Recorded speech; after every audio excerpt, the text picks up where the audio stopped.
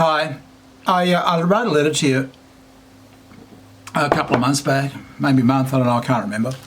And you ignored it. You either didn't receive it or ignored it.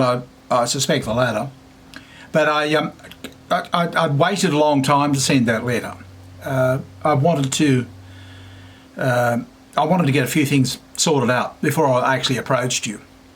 And the idea of the letter was to actually try and re-establish some contact with my family. You know, if not you, my children, okay? Some contact. Everybody says, and I couldn't agree with them more, it's good that a parent, a father, remains in touch with their children.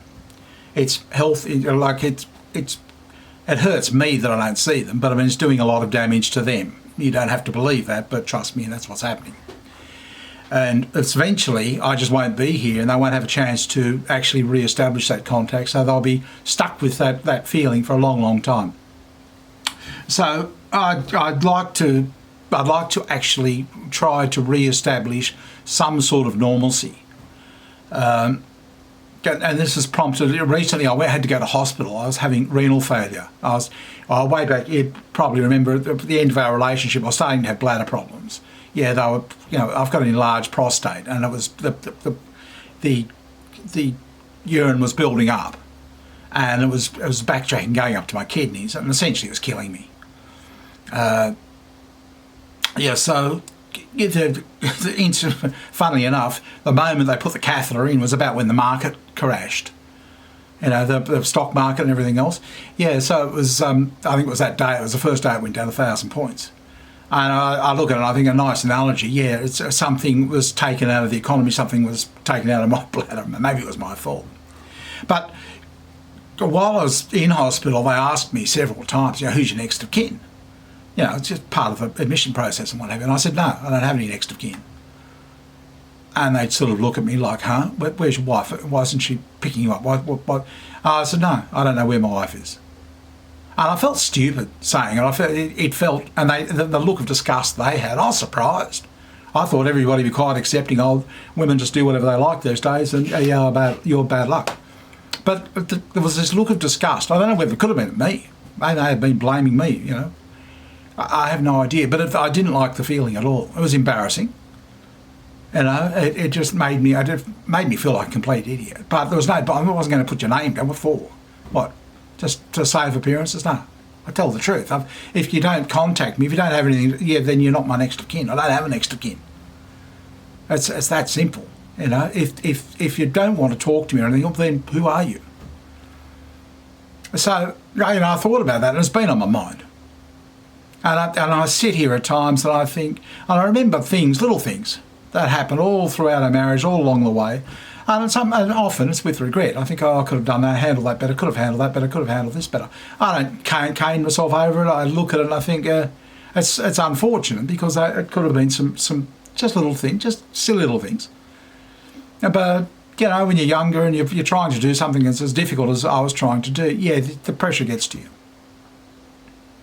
And I'm not here to put up my hands, say, it's all your fault, or it's anybody. I'm not worried. I'm not assigning blame. I don't assign blame. I don't care about blame.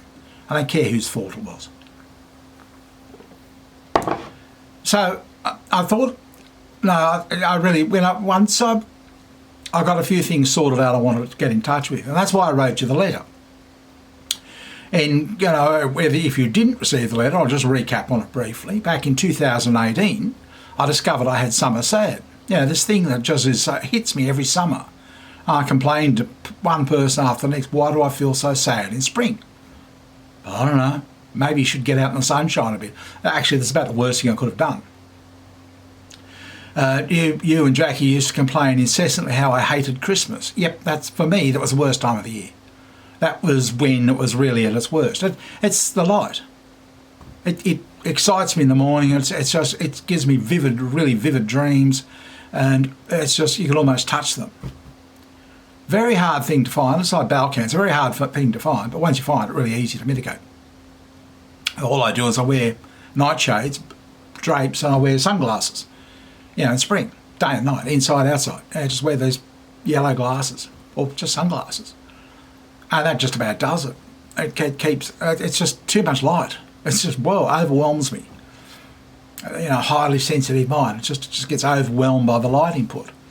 And then my brain's going. That makes me eat, and drink. So it's, and talk, yep, right, all of those things. But since that's been gone, it's 2 years now, I don't do any of those things anymore. I drink a little, not a lot. I can go days without talking to anybody. It just doesn't bother me. I don't care. I barely write anymore. I used to write ream after ream. Yes, depression, or some are sad, some are depression. That's what they call it. But if you don't have it, if you stop it, you mitigate it, you don't have all those problems. So that was one thing I thought, okay, so I'm free of that. It's not that forever searching. I didn't want to try and re-establish contact with all the baggage I was carrying back then. And it was, and that's, when we separated, and when I ended up going to social service, and they bullied me. I suppose the stories you told them, they took it upon them. I was suicidal, and they bullied a suicidal person. It's okay. I look at it now and just think, I've got no interest. I don't even want to know people like that would do that to a human. If I'm upset with anybody, it's them. I expect a professional service, not that rubbish. I can get that anywhere, get that here. But anyway, that's by the by. That's about the sum total of my anger about the whole fiasco. You did whatever you've done, and I don't even hate you. I feel no bitterness or recrimination. I haven't. You don't contact me. I don't get to see my children. Things like that. Yep. My only thought there is no. It's not healthy for the children. I will attempt to keep going and get in touch with them. As I said, I'm quite happy to talk to you. I often think of you and the kids, both of them, Jackie and Siobhan. I think back on all of those times with fondness. And it's just, I'd be crazy if I didn't. But I look at it and I think, yep, despite all the fighting, the arguing, that sort of thing, the thing is, I just loved being with you. I just loved being with my family. You could never seem to get that. I just loved being there. I didn't even want to necessarily talk to you. I just liked being with my family. It made me feel good. And then that's that. And then I thought, okay, well, the track book's the other thing. And that has just about driven me mad. Trying to get something that's simple is extremely difficult. Extremely difficult, particularly when you create it yourself. But I sorted that out. I've got the two or three things that are the very, very basis of it. That was out of the mind. So I don't have to think about that anymore. It's at the moment I'm working. I'm finally getting around to getting it up on a site. I'm working with an Indian marketer. I met when working on our webpage, our bookkeeper support webpage years ago. One of the last guys I worked with there to help put that together. And he stuck with me the whole time. He keeps contacting me every year. Bob, how you going? What's doing? Yeah, good. And I barely even know who he was. He's just there the whole time, 7 years, 6 years, or whatever. And this year I said, he said, what, you got any projects? And I said, I'm working on this. And he said, shit, yeah, I'll do this. Yeah, let's go. Okay. And it's just having that sort of enthusiasm has just buoyed me along.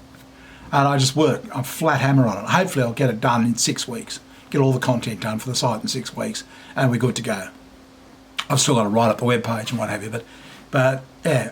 So that's finally happening, and it's thank God I've got it, because if I didn't, I'd have nothing. I'd probably think of something else to do, but that's just all absorbing. And that's what I really wanted to do. Always did want to do it. As a matter of fact, ever since I was about 10, I sensed that was what I was after. I always used to complain I never knew what I wanted to do, but I always did. A long time ago. Yeah. So, and everything, I can see it now. I can see all the way back to when I was about 10. I knew I wanted to write a book or something like this. Yeah, so that's... I can understand that wasn't your passion, not your dreams. So, yeah, it didn't fit with buying houses and being a normal family. So, yeah. So when you said, you wanted to separate and that sort of thing, yeah, fair enough. Fair. It's yep, okay. So I've always went along with whatever you wanted. At the end of the day, you'd want, do this, you do want this, and that. Yep, you would do that. But what's happening is, and what seems to be happening, is you've grown up in a very strict European family. You know, you weren't allowed to do anything. You weren't allowed to move, basically, for the first 18 years of your life. And then straight after that, you met and married me. And looking back on it, it's a huge mistake. Because you've come out of one sort of relationship and straight into another. And it would have been a great idea if you had some time off to find yourself in between. But that didn't happen. And I tried to just be as, relaxed, free, do whatever as much as you want. I don't know, you could probably argue one way or another, but I mean, I'm not a tyrannical European sort of person, okay? That's just not me. Unlike most Australian guys, it's just, you're free to do whatever. We'd just like you to be reasonable, like I'd like to see my children, or talk to them at least. But, no doubt, well, I don't know, the fact that you didn't respond to me at all sort of indicates you're still angry or bitter at me or something. I mean, do you want to talk about it? Do you want to try and get it resolved or something before you get too much older? And you can't. I mean, it's just, I look at it and I think, well, I'm actually probably better off. I miss my family, I miss you all, but I'm probably better off because I've got peace and quiet to sort things out, and I've needed them. I just couldn't sort anything out in that bedlam. But so I'm probably better off. I imagine you'll probably be better off. So if anything, you should be happy, I would have thought. But the fact that you didn't respond to me at all, and you're not responding, it's lending me to think you're not happy. You're still upset about something. I mean, why be that way? The way I saw it is, you live with your parents and you live with me, and then you probably just wanted to run your own life. I can understand that. I don't have a problem with that.